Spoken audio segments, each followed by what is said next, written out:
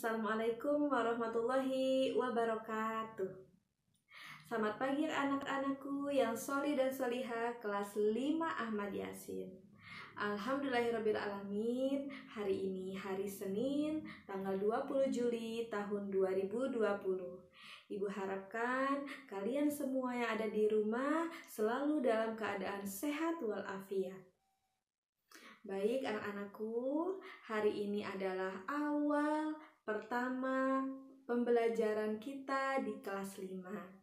Semoga kalian semua meskipun dalam keadaan seperti ini, meskipun kita tidak bisa bertatap muka secara langsung, Ibu harapkan kalian semua yang ada di rumah tetap semangat belajar dan silaturahim kita akan tetap selalu terjaga.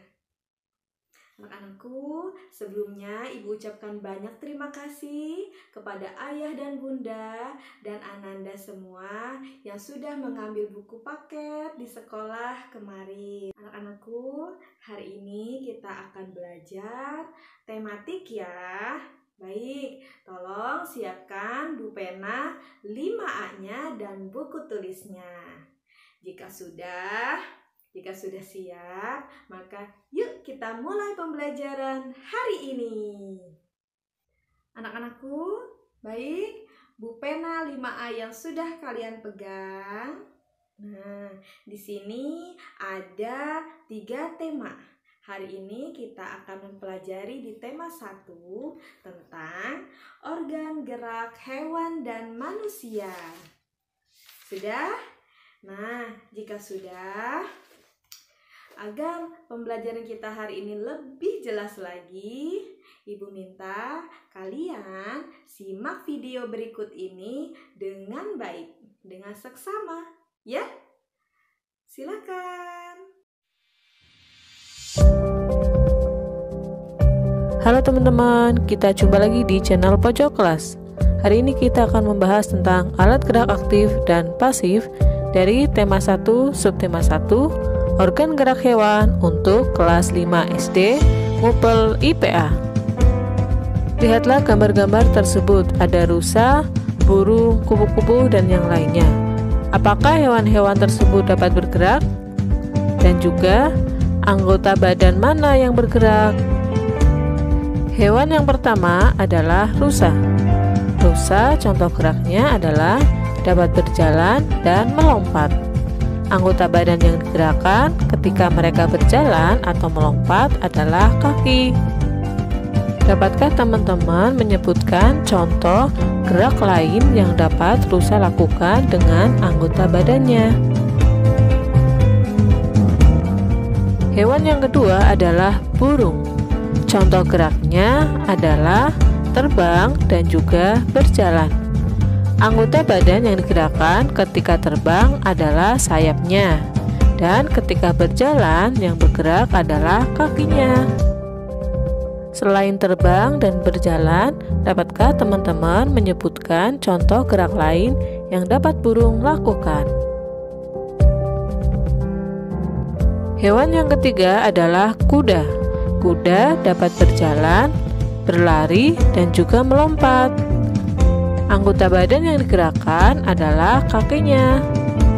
Ingat ya teman-teman, antara melompat dan meloncat itu berbeda. Melompat kuda contohnya. Kalau meloncat biasanya kelinci. Hewan dan juga manusia dapat bergerak karena adanya tulang. Namun tulang itu tidak dapat bergerak sendiri. Makanya tulang disebut dengan alat gerak pasif. Tanpa bantuan alat gerak aktif, tulang hanya akan diam.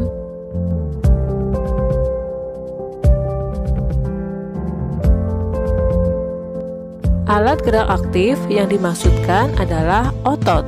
Dengan bantuan otot, tulang dapat bergerak. Otot disebut juga dengan alat gerak aktif karena mempunyai senyawa yang bisa membuatnya bergerak. Ketika otot menempel pada tulang, maka tulang tersebut akan bisa bergerak. Jadi, otot adalah alat gerak aktif dan tulang alat gerak pasif. Keduanya saling melengkapi satu sama lain. Otot dan tulang saling bekerja sama untuk melakukan pergerakan. Kerjasama antar alat gerak disebut dengan sistem gerak. Tulang disebut alat gerak pasif karena tulang tidak dapat bergerak dengan sendirinya. Dan otot disebut alat gerak aktif karena memiliki suatu senyawa kimia yang membuatnya dapat bergerak. Ketika otot menempel pada tulang dan keduanya saling bekerja sama, maka akan terjadi pergerakan.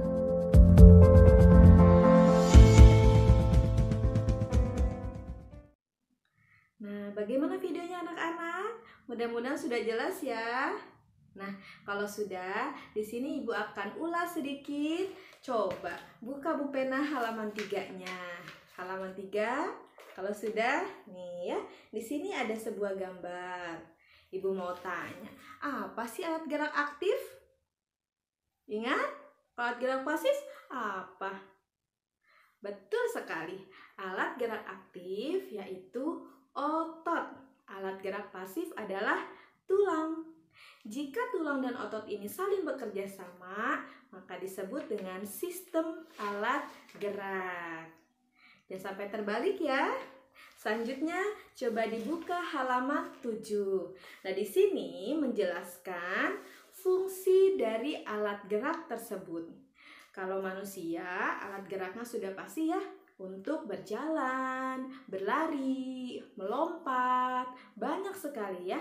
Tapi kalau hewan juga lebih banyak lagi karena alat geraknya berbeda-beda. Lihat di sini di halaman 7 ada contoh beberapa hewan seperti ikan, amfibi, reptil, burung. Nah, coba dilihat, alat geraknya berbeda-beda. Jelas fungsinya pun akan berbeda. Kita contoh ikan.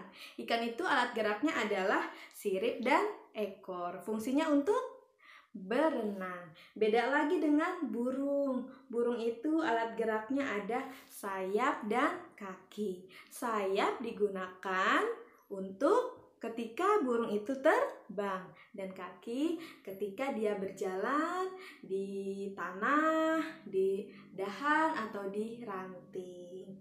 Nah, kalau sudah, coba kita lanjutkan ke halaman 24. Nah, di 24 ini akan dijelaskan perbedaan antara hewan vertebrata dan invertebrata. Cek atau dilihat baik-baik bagian-bagiannya. Lihat ya. Vertebrata memiliki tulang belakang. Invertebrata berarti tidak memiliki tulang belakang. Sudah paham anak-anak? Baik. Mungkin hari ini saja pembelajaran kita hari ini. Ibu ucapkan banyak terima kasih. Nanti akan Ibu kirimkan tugas yang akan kalian kerjakan. Semangat ya nak, semangat selalu belajar di rumah. Wassalamualaikum warahmatullahi wabarakatuh.